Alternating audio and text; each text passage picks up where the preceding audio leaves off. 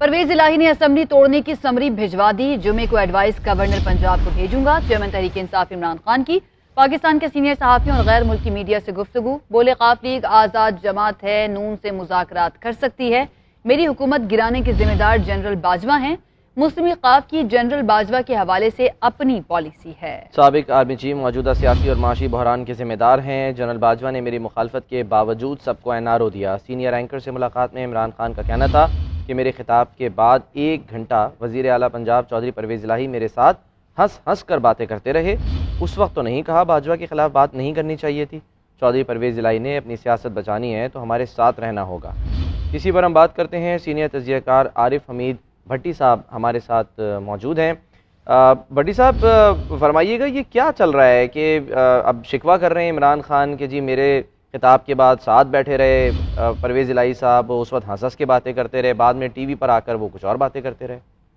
नहीं, इमरान खान ने शिकवा नहीं किया। उन्होंने कहा कि जी हमारी जमात अपनी अलग है, उनकी जमात अलग है, उनका मंशूर अलग है, हम एक नजरिए पर इकट्ठे हैं और हमारा नून लीग के खिलाफ है। लेकिन उन्होंने कहा कि जब मैं उनसे वीडियो लिंक पे बात कर रहा था तो उसके बाद वो 1 घंटा भी मजीद हमारे साथ बैठे रहे, जिसमें हमारी बड़े अच्छे माहौल में गुफ्तगू हुई। तो उन्होंने कहा कि उनका अपना मंशूर है। तो हम उन्होंने कहा कि मेरी हुकूमत को गिराने वाले अब खुद ये महसूस कर रहे हैं कि इस मुल्क को क्राइसिस से निकालने के लिए साफ शफाफ इलेक्शन ही वाहिद रास्ता है। इस मौके पर उन्होंने बहुत सारी बातों का इजहार किया। उन्होंने कहा कि मैं असम्बली तहलील करूंगा और मौजूदा हुक्मरानों के पास इस मसाइल का हल नहीं है। ताहम उन्होंने ये जरूर कहा कि कमर जवेद बाजवा साहब जब मेरे पास आते थे तो कहते थे कि वो चोर डाकू हैं, हम उनको नहीं ला रहे। तो मैं बार बार उनसे पूछता रहा था कि बता दें आपकी कोई बात है। तो इस सिलसिले में उन्होंने कहा कि परवेज इलाही साहब हमारे इत्तेहादी थे। कल मोनस इलाही साहब भी मेरे पास आए और वो यकीन दहानी करा के गया कि हम आपके साथ ही रहेंगे।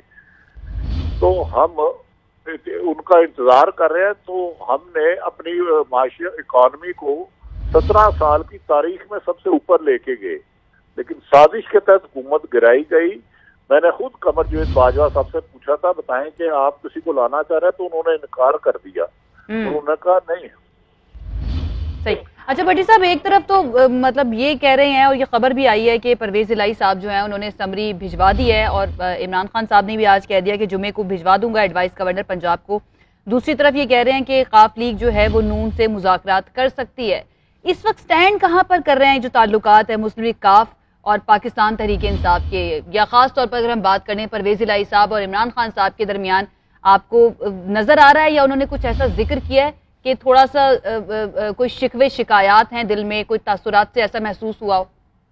नहीं, उन्होंने कहा कि मुझे यकीन है परवेज इलाही ने मुझे एक से कई मरतबा ज्यादा कहा था कि ये पंजाब असम्बली आपकी इमारत वज़ारत आला, जब आप कहेंगे तो हम असम्बलियों से निकल जाएंगे, तहलील कर देंगे। और जिसका वो मुतअद्दिद बार मुझे यकीन दहानी करा चुके हैं। जब उन्होंने परवेज इलाही साहब को गुज़श्ता रोज मीडिया में चलने वाली गुफ्तगू का इजहार किया तो उन्होंने कहा जी हमारी जमात एक इंडिपेंडेंट है, मेरी अपना वर्शन है। मेरा कल भी यही वर्शन था कमर जवेद बाजवा साहब, और अब भी वही मौक़िफ़ है।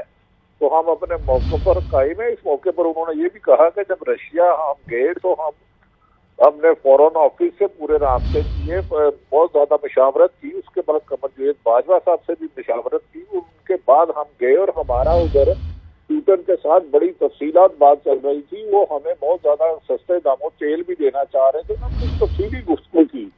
उन्होंने कहा कि मौजूदा हुक्मरानों के पास इत्तेहाद आपस में ये बहाने हैं और बहुत जल्द हम इलेक्शन की तरफ गामजन हो जाएंगे। भट्टी साहब ये फरमाइएगा कि गुफ्तगू ज़ाहिर होती है तो किसी ने ये भी पूछा कि तारीखें जो दी जा रही थी बार बार के फला तारीख को असम्बली तोड़ने का ऐलान किया जाएगा, इन तारीखों के बजाय ये ऐसा बज़ाहिर इससे तासुर है कि शायद मौका दिया जा रहा है कि हुकूमत कुछ कर ले, जो यानी अपोजिशन है यहाँ पर पंजाब में, कि वो जो बात हो रही है कि जी हम अदम एतमाद की तहरीक ले आए, तो ये मौका देने की ज़रूरत ही क्यों महसूस की जा रही है? असम्बलियाँ तहलील कर देते। देखिए, वो उनका कहना था इस सिलसिले में कि मैं एक जमहूरी तरीके से पुरअमन तरीके से जाना चाह रहा हूँ और मैं किसी भी सूरत में कोई गैर आईनी काम नहीं करना चाह रहा। 8 माह तक उन्होंने कहा जो रियासती जबर जुल्म हम पर हुआ वो मुशर्रफ दौर में भी नहीं हुआ।